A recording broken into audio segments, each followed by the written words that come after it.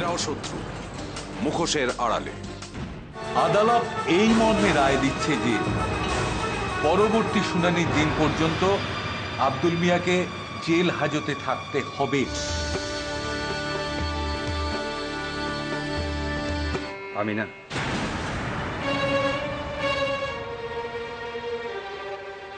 তোমার কি অবস্থা হয়েছে? ওরা ওরা আমাদের দোকান ভাঙচুর করলো, তাও তুমি কিছু বললে না। মাত্র দুজনের কাছে হেরে গেলে। আমিনা, আমিনা, আমি কি করে বলবো বলো? ইমরানের মাথায় হাত রেখে কসম খেয়েছিলাম যে আমি কখনো মারপিট করব না।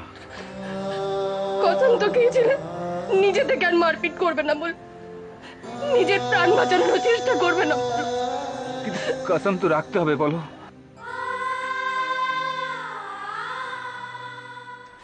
আব্দুল, আমিনা তোমাকে যেটা বলতে চাইছে সেটা হলো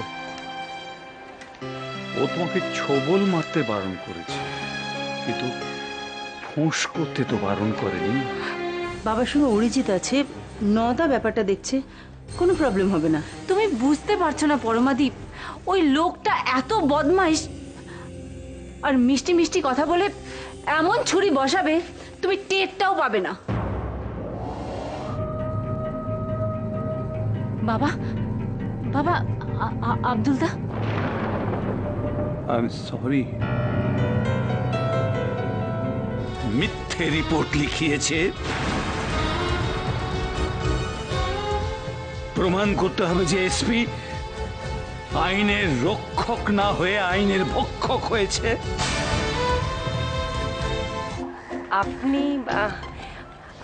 আপনি তো এসপি সাহেব, মিস্টার দীপক ঠাক্কর। এক্স্যাক্টলি। কোনো সন্দেহ আছে আপনার? এনিওয়ে, আপনাকে আমি আগে কখনো দেখিনি। You are really pretty woman. Oh, thank you. এই কথাটা প্রথম শুনলাম। সত্যি আপনি আর্মস কেসের বুদ্ধিটা যা বার করেছিলেন স্যার। কিন্তু আমি বলছিলাম কি যে এইভাবে কতদিন আরও জেলের ভেতরে থাকবে?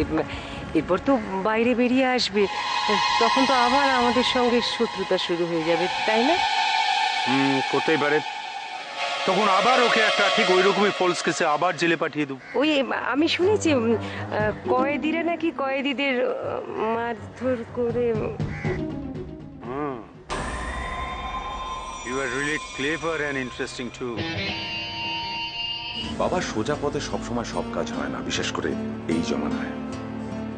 ঘি তুলতে গেলে যদি আঙুল বাঁকানোর প্রয়োজন হয়, তাহলে সেই আঙুলটা বাঁকাতে হবে, সেটাই নিয়ম।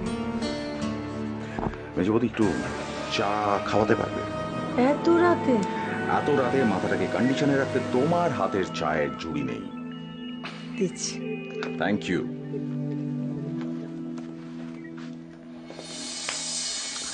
নীলিমা থাকলে কোনো ক্ষতি ছিল না, বলতেই পারতিস।